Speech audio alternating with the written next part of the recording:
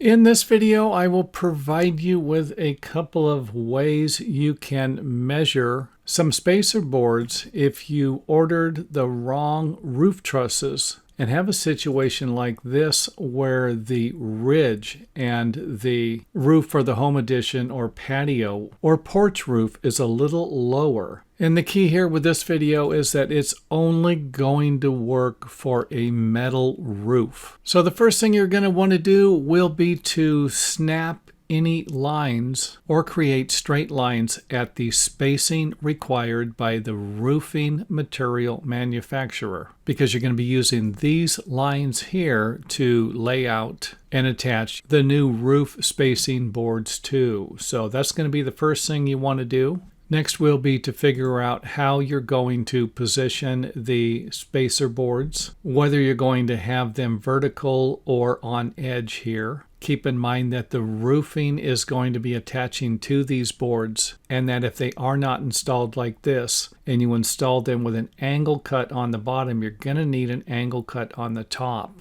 Or at the very least, I would suggest cutting an angle cut on the top. And you don't need to use long boards for this. You can probably do this with a couple of small blocks. And I simply placed a straight board on top. You can slide these boards over and simply measure down to find the height that you need for each individual board that you're going to be using for your spacer boards. So this is one way that might work for you.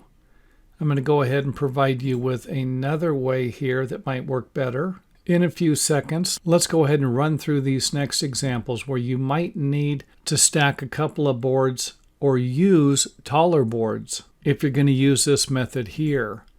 So you can see here where you're just simply going to be measuring from here down. I just kind of put this in to give you an idea if you want to cut an angle on it here or if you want to measure from here to here. And these measurements are not going to be the same size. And this will make a little more sense further down. Here we go. At this one here, you can see we're touching here. However, we won't be on the other side because the roof pitch angle on this roof here is different than the roof pitch on the other side. And of course that would make sense because you have a lower ridge height. The ridge is not intersecting into the top where it should be. Another method that might work for you would be to put a flat board on this side and simply butt the board up against it and mark it. And basically you'd be using this as a straight edge.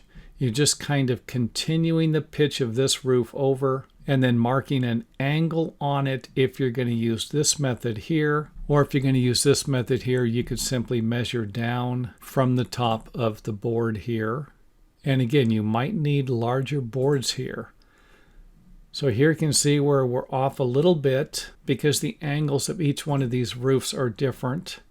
And this is the angle here you're going to want to continue through with. However, I don't know if it's going to make that big of a difference when you're installing the metal roofing. I would think it would. However, you can always contact the roofing material manufacturer for more information and installation instructions for that. And my last suggestion would be to use the methods I showed you in the video to figure out the height of the roof ridge, and then install this piece and then use a straight 2x4 or a string to calculate the height of the pieces you're going to need. And again, use the angle of this roof pitch for your project. And you might be able to get away with just using one board here. However, I think the roofing metal might attach better to a situation like this on each side. And you could always snap a line here to create a nice straight line for your new valley there.